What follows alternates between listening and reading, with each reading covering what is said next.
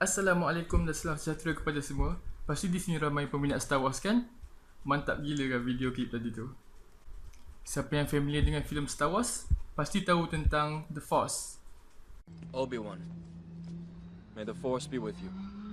Goodbye, old friend. May the Force be with you. Force ni lebih kurang macam superpower yang digunakan oleh Jedi untuk menewaskan musuh-musuh dia.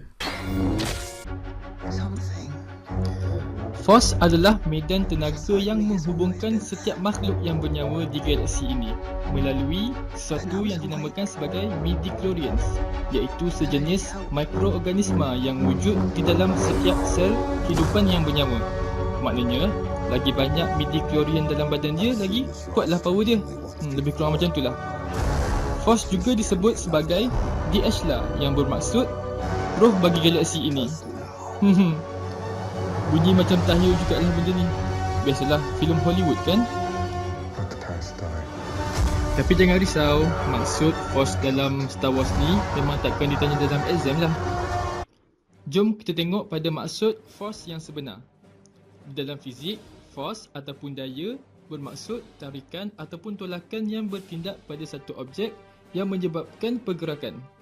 Okey, simple kan maksud dia? Apa? Tak best? Ya ke? Tak apa. Mesh ni cikgu tunjukkan apa dia contoh-contoh force yang sebenar.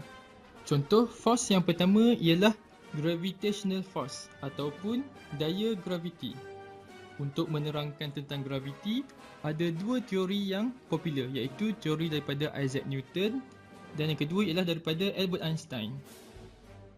Untuk teori Newton, iaitu tentang cerita Newton yang sedang duduk di bawah, jatuh atas kepala dia. Kemudian dia pun dapat ilham yang menjelaskan bahawa graviti ini adalah daya yang menarik objek ke tengah bumi. Maknanya setiap objek di permukaan bumi ni akan tertarik oleh daya graviti ke tengah bumi. Macam itulah lebih kurang. Tapi tiada yang boleh membuktikan bahawa cerita ni betul ataupun dongeng. Untuk Einstein pula dia rumit sikit. Sebab Einstein ni relatekan kewujudan objek yang mempunyai jisim dengan tenaga. Relativity E equals to mc². Okay, menurut dia, setiap objek yang wujud di alam semesta akan menyebabkan lengkungan ataupun curvature di dimensi ruang kita. Dan lengkungan inilah yang menyebabkan objek di sekeliling tertarik kepada objek tersebut. Macam ni lah lebih kurang bunyi dia.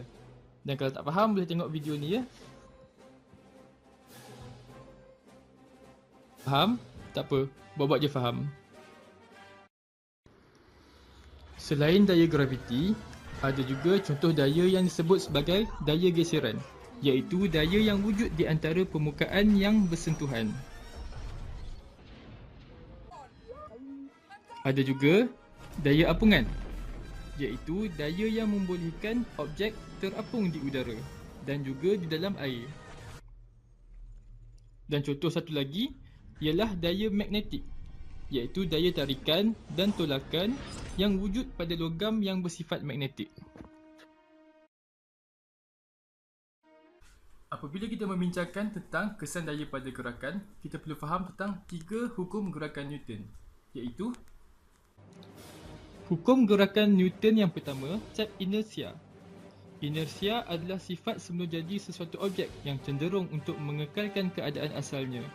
Dan semakin besar jisim, semakin besar inersia yang bertindak ke atasnya. Hukum Newton yang kedua ialah hukum yang mengaitkan antara force, jisim dan pecutan.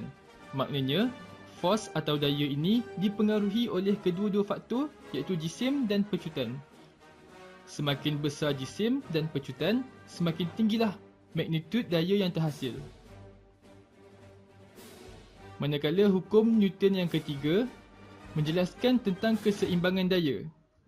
Menurut hukum ini, dengan setiap daya yang dikenakan, akan wujud daya yang bertindak pada arah yang bertentangan dan pada magnitud yang sama.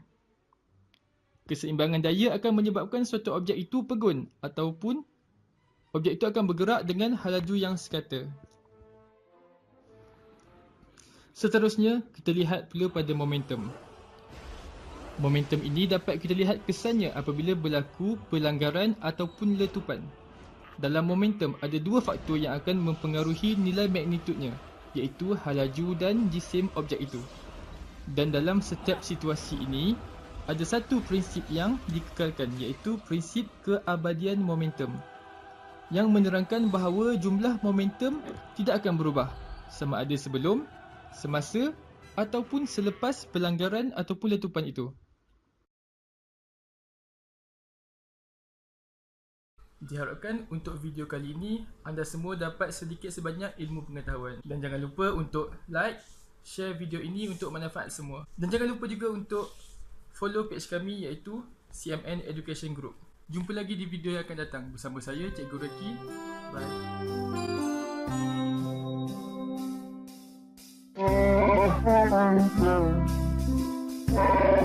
Bye.